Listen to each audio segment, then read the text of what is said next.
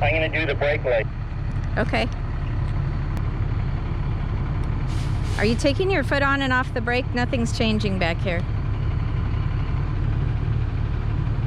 I'm going to do the driver's side turn signal.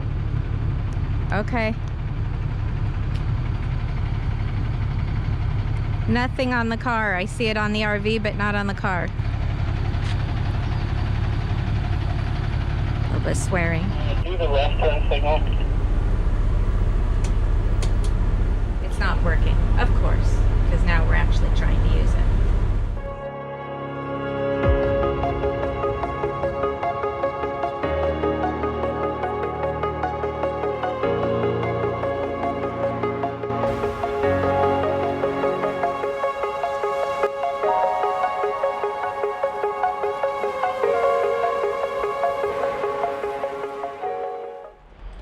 Hey roamers, I'm Jamie. I'm Linda. And this is Roaming with Rosie. Today we're in Durango, Colorado, and we're doing a little walk along the Animas River, where we wish we were kayaking or river rafting, so definitely this will be back on our list. It looks like the river as it flows through town is doable for old people and children. Not too rough, but it sure is fun. We can walk along the river this whole way and check out historic downtown Durango. Yeah, we're in Durango, by the way. Wait, we're getting ahead of ourselves here. Let's back up. If you've been following our preparations for our location-independent lifestyle, you know we've been equipping the motorhome and working out the details. We set out last month on a practice trip from Arizona to northwest New Mexico. The weather was better there than almost anywhere else in the West at the time. As you saw at the beginning of this, when we connected our Toad, the electrical wasn't working correctly. But since we were planning short legs of driving anyway, I announced to Jamie, "Disconnect, I'll drive the Honda." She really needs a name besides the Toad. The second leg of the trip would bring us to Bloomfield, New Mexico, where we stayed at Moore's RV Park and Campground. We got here after hours on July 4th, and it was real simple, just this little box out here. Picked up our info and pulled right into our space. It was just fine. The first place we wanted to explore was the Animas River walkway as it flows through Farmington. Farmington is just 14 miles to the west of Bloomfield. When we were still in the car, they're all looking at us, giving us dirty looks. Yeah, you really got to watch where you're walking. It's a minefield. Can you eat and bark at the same time? Cute. It's an animal shelter across the street. Hey guys, we're in Farmington, New Mexico. We're here at the Animas River. And there's 8 miles of waterfront, riverfront trails here, but everything's closed today. It's 5th of July. We were hoping to get some trail maps and stuff, but it's really well marked. Yeah, and it's really really pretty. There's a cool area right here. I don't know if this is natural, but it's really pretty. Be really nice to be able to kayak this, but apparently it looks like it's too shallow in it's spots. too shallow in some spots, but where we're standing right now, we would be able to kayak. But the U.S. government opened the Farmington area for settlement in 1876. The first 20 years of homesteading, people settled mostly along the river. They built ditches to irrigate their farms, and that was the beginning of Farmington's development. It's so nice just to see blue sky. It's been so smoky in Arizona, poor air quality for weeks.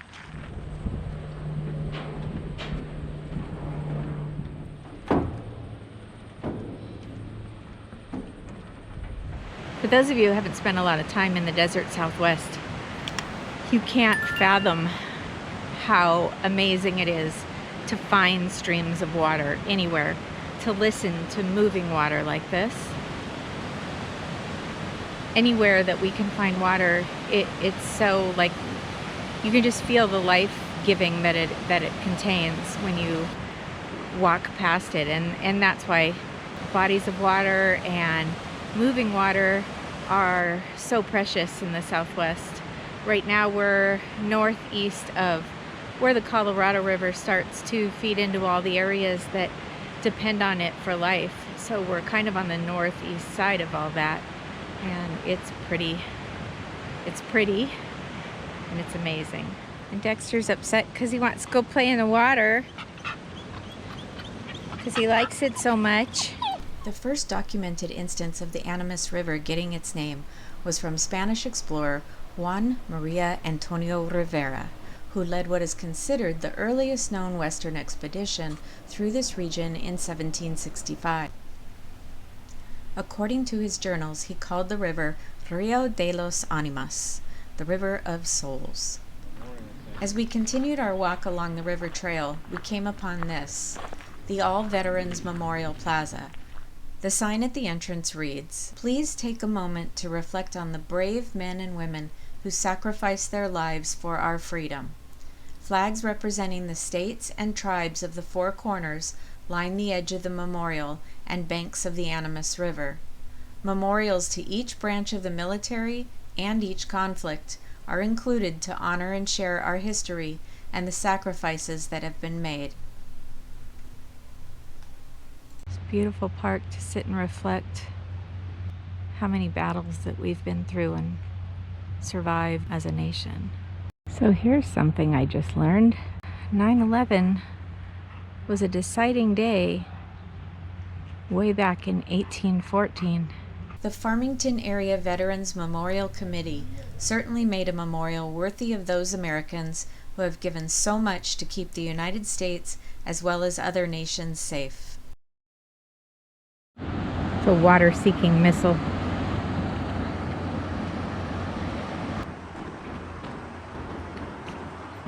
Does he ever just lay down and stay laying down?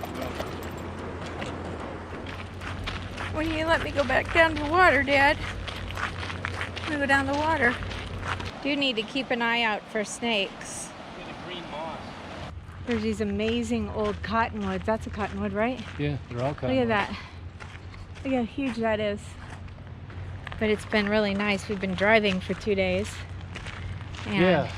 Sitting on our behinds a little too much. Trying to get some exercise in the heat. The heat followed us from Phoenix a little bit, but it's probably still 20 degrees cooler here. Oh yeah, it's a lot cooler here. So at least you can be outside and not die. Tonight they've got fireworks in Bloomfield where the RV park is that we're staying at. So to July 5th there's fireworks. That's pretty cool. So there was fireworks on July 3rd in Farmington, then an electric parade on July 4th in Farmington, and then fireworks tonight. So a lot of fun for families and visitors. Yeah, in our RV park they were lighting up fireworks. Once 10 o'clock hit, they stopped. Yeah, said they could, it was quiet time at 10 o'clock. Boom. There was one last boom, like that was it. Yeah, that was it. I love this by Henry David Thoreau. Man is rich in proportion to the number of things that he can leave alone. And of course, everything is connected to everything else. We didn't bring you any food. That's what you're waiting for, huh? Is that a mule deer? Look at you. You expect people to feed you.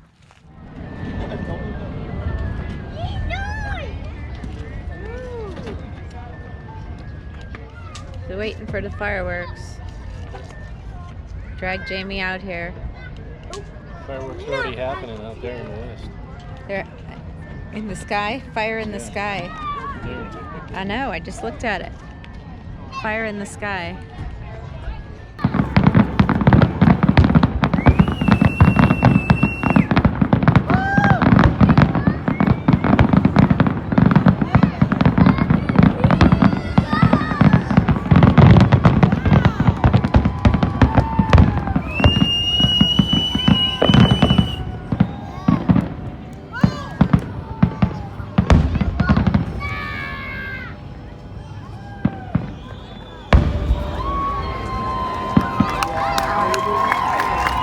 The next day, we decided to take a drive up to Durango, Colorado to see more of the Animas River. The river's total length is 126 miles before it meets up with and flows into the San Juan River, which ultimately flows into the Colorado River. It begins at Animas Forks northeast of Silverton, Colorado, at an elevation of over 11,000 feet, and then flows southward through Aztec, New Mexico, and then to Farmington. Hey guys, so we're in Durango, Colorado. Durango. Just 40 miles north of where we're staying in New Mexico. It's pretty cool. We had a rainstorm. Yeah, we went for a nice walk along the river, and then on the way back, just as we got in the car, it started to rain. Yeah, and their river walk is amazing. It's an amazing trail. It goes on and on and on. The river runs right through town, and we're watching rafters go through, and kayakers go through, and tubers. And we walked Dexter, and he had a great time. Just like in Farmington, the river is the heart of Durango, and the river trail is an integral part of the town and a centerpiece for life here. With several parks along the path, we found a nice spot to park and start our walk. Stuck in a whirlpool.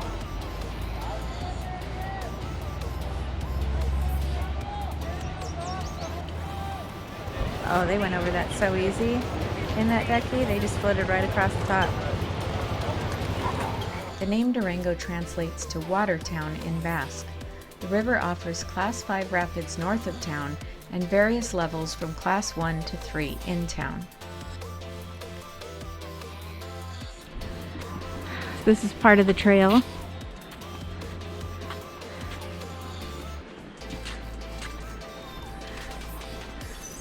And that's the river that I want to be on right now.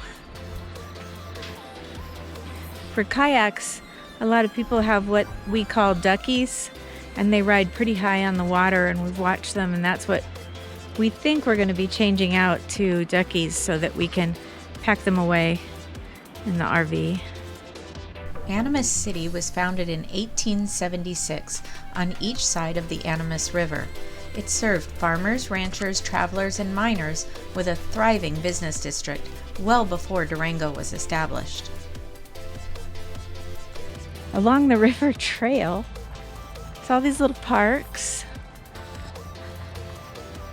Beautifully cared for. Little bits of artwork.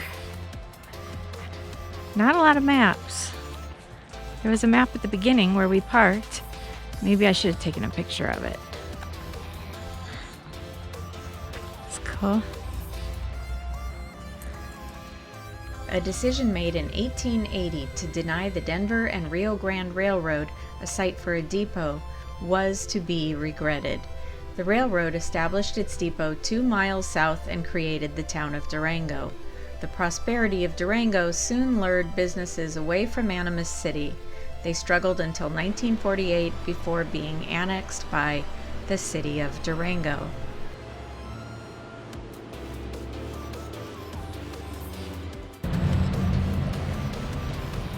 Duckies.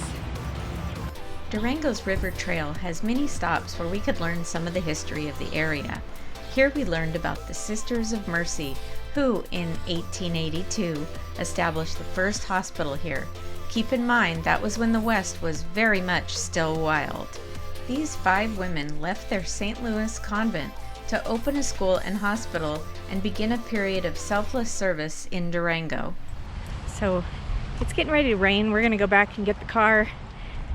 If it cools down enough, we'll be able to leave Dexter in the car and go back and eat. So that's the plan now.